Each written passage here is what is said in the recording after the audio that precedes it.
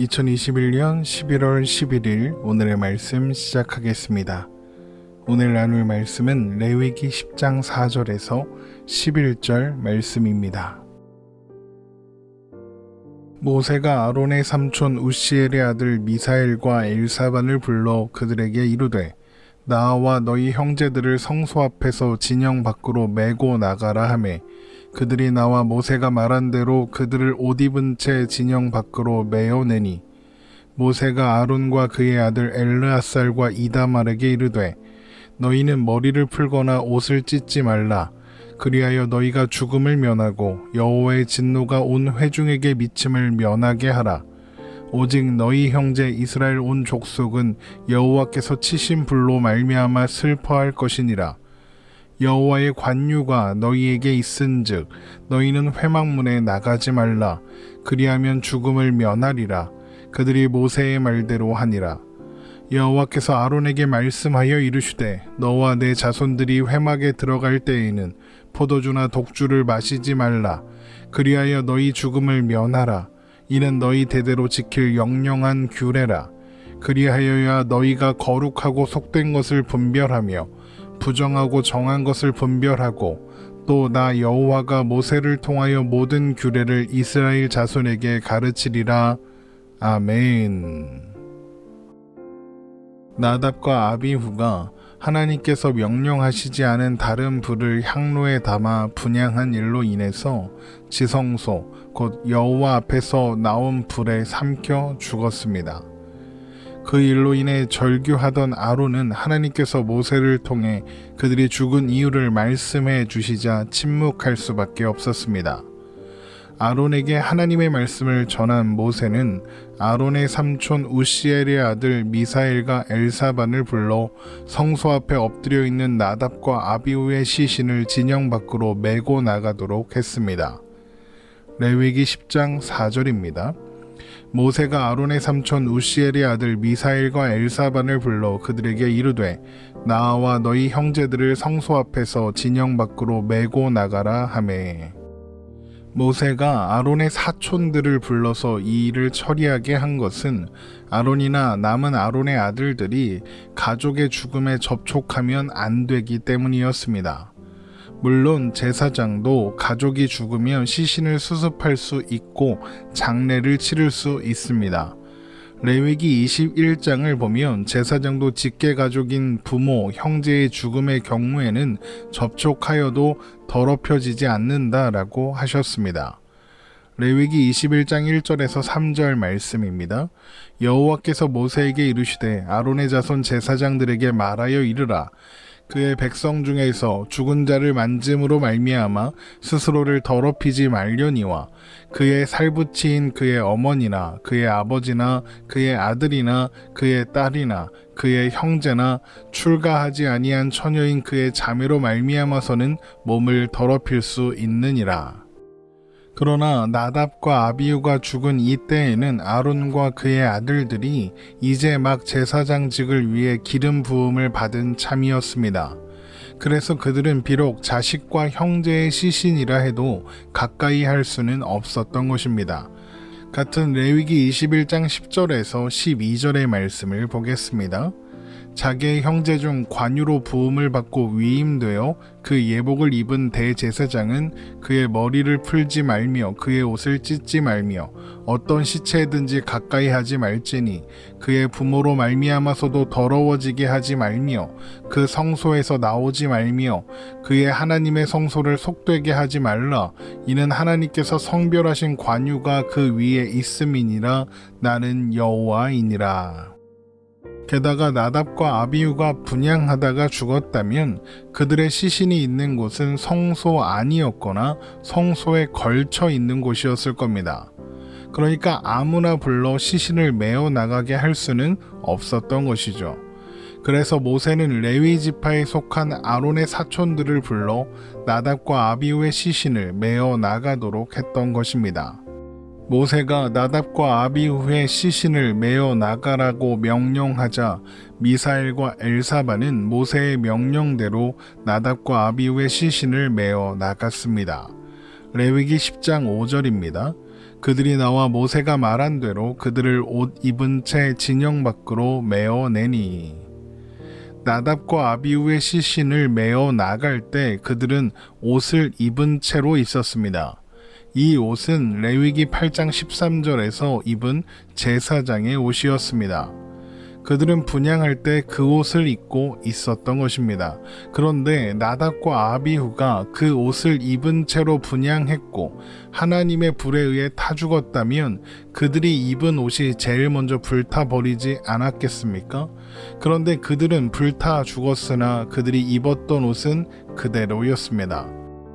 이것은 나답과 아비후의 죽음이 우연이나 실수로 인해서 일어난 화재 때문이 아니라 하나님의 심판의 결과라는 것을 보여주는 증거라고 할 수 있겠습니다. 그렇게 시신을 진영 밖으로 메어 나가자 모세는 아론과 남은 아들들 엘르아살과 이다멜에게 이스라엘 백성들은 나답과 아비후의 죽음으로 인해 슬퍼하겠지만 그들은 아론과 남은 아들들은 죽은 아들들과 형제들을 위해 머리를 풀거나 옷을 찢지 말라고, 그러니까 슬퍼하지 말라고, 그래서 그들의 죽음을 면하고 하나님의 진노가 온 회중에게 미치는 일이 없도록 하라고 말했습니다. 레위기 10장 6절입니다. 모세가 아론과 그의 아들 엘르아살과 이다말에게 이르되 너희는 머리를 풀거나 옷을 찢지 말라. 그리하여 너희가 죽음을 면하고 여호와의 진노가 온 회중에게 미침을 면하게 하라. 오직 너희 형제 이스라엘 온 족속은 여호와께서 치신 불로 말미암아 슬퍼할 것이니라. 모세가 아론과 남은 아들들에게 나답과 아비후의 죽음을 슬퍼하지 말아야 한다고 하는 것은 그들의 죽음이 하나님의 심판의 결과였기 때문입니다. 그래서 만일 나답과 아비후의 죽음에 대해서 아론과 그의 아들들이 머리를 풀고 옷을 찢으며 애도한다면 그 모습은 이스라엘 백성들의 눈에는 하나님의 진노하심의 유감을 포하는, 하나님의 진노가 부당하다고 원망하는 것처럼 보일 수도 있었기 때문입니다. 그래서 또한 백성들이 슬퍼해야 할 내용도 나답과 아비후의 죽음이 아니라 하나님께서 취신 불이다라고 하는 것입니다. 백성들의 슬픔은 나답과 아비후의 죽음에 담긴 의미, 그러니까 사람의 힘과 자격으로 하나님 앞에 나아가고자 하는 모든 시도는 헛되다는 고백이어야 한다는 것입니다. 또한 모세는 아론과 그의 아들들이 장례를 치르기 위해서 회막 밖으로 나가면 안 된다고 경고했고 아론과 남은 두 아들들은 모세의 말대로 했습니다. 레위기 10장 7절입니다. 여호와의 관유가 너희에게 있은즉 너희는 회막문에 나가지 말라. 그리하면 죽음을 면하리라. 그들이 모세의 말대로 하니라. 이것은 관유를 통해 성별된 제사장이 제의를 모두 마치기 전에 머리를 풀고 옷을 찢고 장례를 위해 성소 밖으로 나가게 되면 하나님의 성소를 속되게 하는 일이 되었기 때문입니다. 레위기 21장 10절에서 12절의 말씀을 다시 한번 읽어보겠습니다. 자기 형제 중 관유로 부음을 받고 위임되어 그 예복을 입은 대제사장은 그의 머리를 풀지 말며 그의 옷을 찢지 말며 어떤 시체에든지 가까이 하지 말지니 그의 부모로 말미암아서도 더러워지게 하지 말며 그 성소에서 나오지 말며 그의 하나님의 성소를 속되게 하지 말라. 이는 하나님께서 성별하신 관유가 그 위에 있음이니라. 나는 여호와이니라. 그렇게 소동이 모두 끝나자 하나님은 아론에게 이제 직접 말씀하시기 시작합니다. 하나님께서 아론에게 말씀하신 내용은 제사장이 제사장의 직무를 수행하기 위해 회막에 들어갈 때에는 포도주나 독주를 마시지 말아야 한다, 이런 것이었습니다. 레위기 10장 8절에서 9절입니다. 여호와께서 아론에게 말씀하여 이르시되 너와 내 자손들이 회막에 들어갈 때에는 포도주나 독주를 마시지 말라. 그리하여 너희 죽음을 면하라. 이는 너희 대대로 지킬 영영한 규례라. 레위기에서 하나님께서 모세와 아론 모두에게 말씀하신 일은 있어도 아론에게 단독적으로 직접 말씀하시는 것은 이곳이 유일합니다.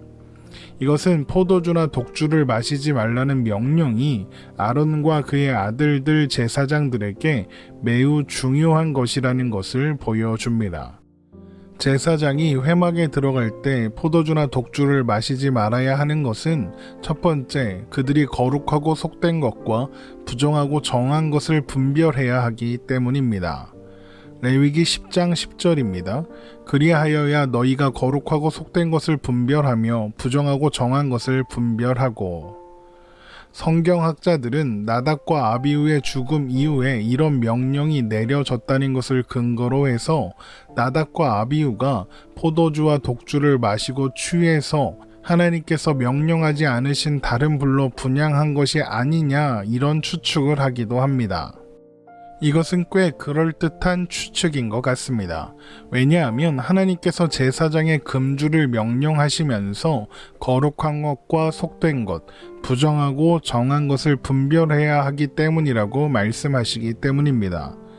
우리가 잘 아는 것처럼 술에 취하면 판단력이 흐려집니다. 만일 제사장이 술에 취한 채 있다면 그는 거룩한 것과 속된 것, 부정하고 정한 것을 제대로 분별하기 어렵겠죠. 그러므로 제사장은 그 일을 제대로 하기 위해서 언제나 온전한 정신이어야 하므로 술을 마시면 안 되는 것입니다. 물론 그렇다고 해서 술을 마시고 분별력이 흐려져 하나님께서 명령하신 것이 아닌 다른 불로 분향한 나답과 아비후의 죄가 가벼워지는 것은 아닙니다. 심신미약에 의한 실수라고 주장할 수 없는 것이죠. 제사장이 술을 마시지 말아야 하는 두 번째 이유는 하나님께서 모세를 통해 가르쳐 주신 모든 규례를 제사장도 이스라엘 모든 자손에게 가르쳐야 하기 때문입니다. 레위기 10장 11절입니다. 또 나 여호와가 모세를 통하여 모든 규례를 이스라엘 자손에게 가르치리라. 제사장은 율법을 가르칠 뿐 아니라 율법에 명시되지 않은 것에 대해서 율법의 기준에 준하여 판단해 주어야 했습니다. 신명기 17장 8절에서 11절 말씀입니다. 내 성중에서 서로 피를 흘렸거나 다투었거나 구타하였거나 서로 간에 고소하여 내가 판결하기 어려운 일이 생기거든 너는 일어나 내 하나님 여호와께서 택하실 곳으로 올라가서 레위 사람 제사장과 당시 재판장에게 나아가서 물으라. 그리하면 그들이 어떻게 판결할지를 내게 가르치리니 여호와께서 택하신 곳에서 그들이 내게 보이는 판결의 뜻대로 내가 행하되 그들이 내게 가르치는 대로 삼가 행할 것이니 곧 그들이 내게 가르치는 율법의 뜻대로 그들이 내게 말하는 판결대로 행할 것이요 그들이 내게 보이는 판결을 어겨 좌로나 우로나 치우치지 말 것이니라. 술에 취한 채로 율법을 제대로 가르치는 것은 불가능하겠죠. 또한 율법에 언급되지 않은 것을 율법을 기준으로 판단하는 것은 더욱 어려울 것입니다. 그러므로 제사장들은 술을 금하고 온전한 정신을 유지하도록 해야 했던 것이죠. 이것은 오늘을 살아가는 우리 그리스도인들에게도 의미가 있는 것이라고 생각됩니다. 구한말 우리나라 땅에 들어온 선교사들은 과도한 음주와 연초로 인해서 피폐한 삶을 살아가는 민초들에게 복음을 전하면서 술과 연초를 금하도록 했습니다. 이런 선교사들의 가르침은 점점 확장되었고 결국에는 술과 담배를 하지 않는 것이 신앙의 필수적인 요소인 것처럼 자리 잡게 되었죠.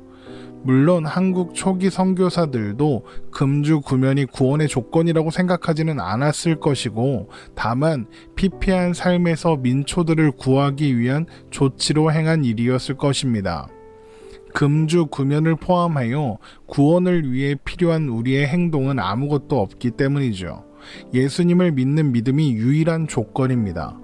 그러나 우리는 예수 그리스도로 말미암아 왕같은 제사장으로 부름받은 사람들입니다. 하나님은 그런 우리를 통해 하나님께서 예수 그리스도를 통하여 이루신 아름다운 덕이 선포되게 하시기를 원하십니다. 베드로전서 2장 9절입니다. 그러나 너희는 택하신 족속이요 왕같은 제사장들이요 거룩한 나라요 그의 소유가 된 백성이니 이는 너희를 어두운 데서 불러내어 그의 기이한 빛에 들어가게 하신 이의 아름다운 덕을 선포하게 하려 하심이라.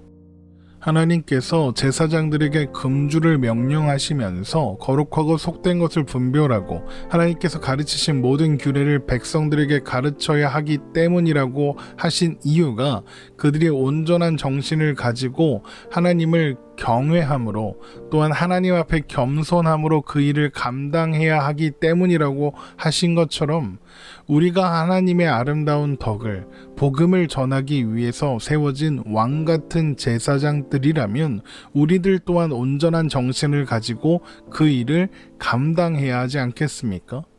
물론 단순히 술을 멀리하면 된다 이런 말이 아닙니다. 술은 멀리하지만 하나님을 아는 지식이 없고 온유와 겸손이 없다면 하나님의 아름다운 덕을 선포하기는커녕 술 마시지 않은 것을 자기 의로 삼아 남들을 괴롭히는 그런 존재가 될 수도 있습니다.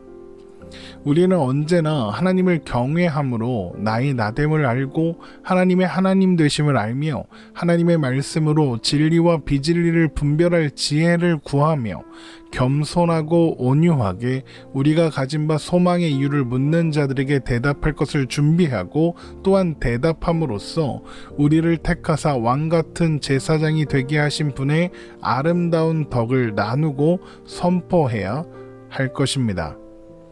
오늘 말씀 마치겠습니다. 오늘도 복된 하루 되시기를 주님의 이름으로 축원합니다.